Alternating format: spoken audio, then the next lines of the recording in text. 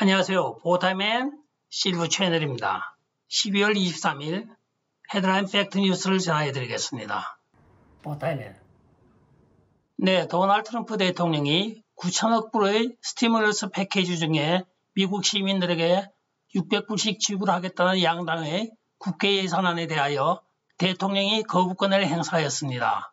따라서 이 거부권에 대하여 국민 담화를 발표하고 있는데 대통령께서는 아프리카의 수단, 이집트, 이스라엘, 파키스탄 등의 나라들과 관람도 할 수 없는 박물관 연구소 등에 수억 불씩 쓰면서 정작 납세자인 국민들에게 600불씩은 얼토당토 않는다면서 2000불로 인상해가지고 오지 않으면 사인을 거부하겠다고 비토권을 발동하였습니다.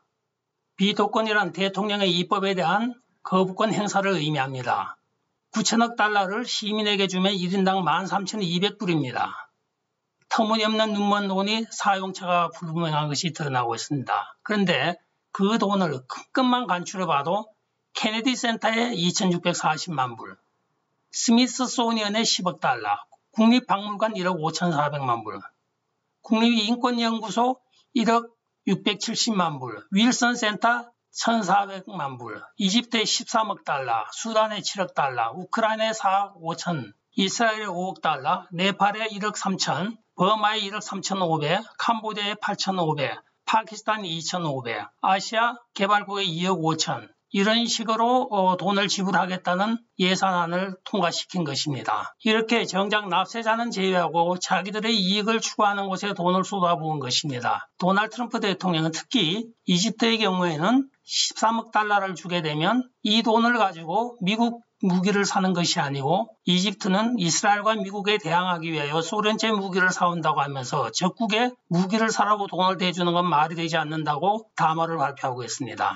한편 이 입법안에 반대표를 던진 의원들 말에 따르면 5,500여 개의 예산 법안을 표결 3시간 전에 가져와서 공화당 라이노인 미치 매코넬과 민주당의 낸시 펠로시가 합의하고 각자 당원들에게 무조건 합의에 찬성하라고 하였으나 의식 있는 정치가들은 그 예산안을 읽는 데만도 12시간 정도 소요되는 것인데 검토도 안 하고 표결할 수 없다고 반대표를 던졌던 것입니다. 그런데 민주당 의원은 한 명도 없었던 것으로 알려지고 있습니다. 정상적인 DOJ가 가동되었으면 벌써 선거 사기로 교도소에 있을 소로스와 로드 말록 브라운 이 두 사람이 도미니언 보링 시스템과 스마트매틱 두 시스템을 이용하여 조 바이든을 위한 표 훔치기를 하여왔던 것은 모두가 알고 있는 팩트입니다. 이 전쟁은 선과 악, 진실과 거짓, 자유인과 노예 간의 전쟁이라고 게이트웨이 펀디스의 기자가 전하고 있습니다. 따라서 소로스는 자기의 소로스 재단의 회장으로 절친인 전직 스마트매틱의 대표였던 로드 말록 브라운을 임명하였습니다. 이 소로스 재단은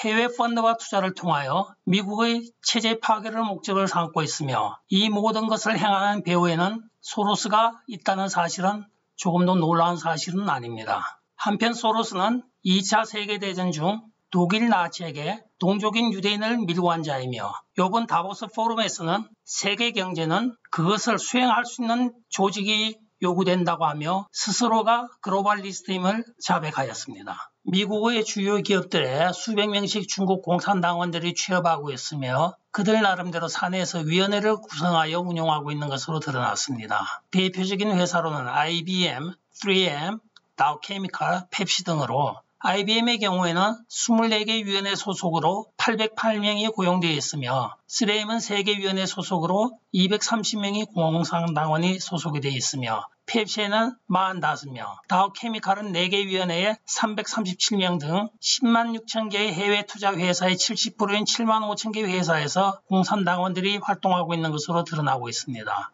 낸시 펠로시 하원 의장이 만약 도널드 트럼프 대통령이 백악관에서 나오지 않으면 그때 가서 끄댕이를 잡아서 꺼내겠다고 이야기를 하고 있습니다. 참 올상식한 표현을 하고 있습니다.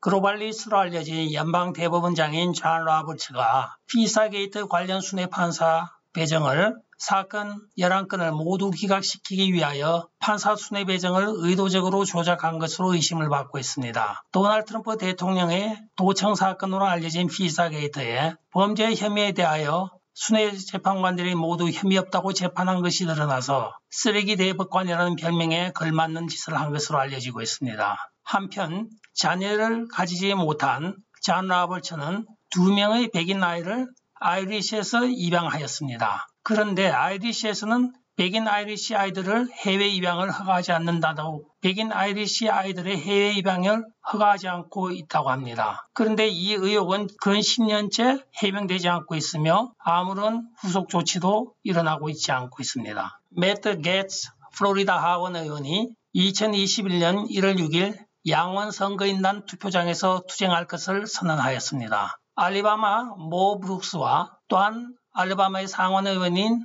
타미 튜버빌 의원 역시 투쟁을 선언하여서 앞으로의 그들의 투쟁에 귀추가 주목되고 있습니다. 한편 백악관 비서실장인 마크 메도우는 도널드 트럼프 대통령이 정의로운 싸움을 이제 막 시작하였다고 발표하고 있습니다.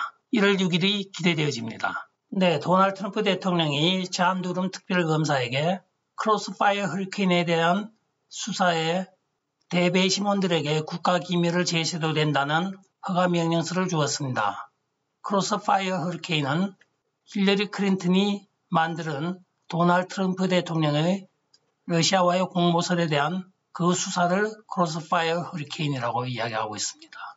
끝까지 시청해 주셔서 감사합니다. 연말연시 잘 보내시고 좋아요, 구독, 알림 그리고 공유 부탁드리겠습니다. 안녕히 계십시오.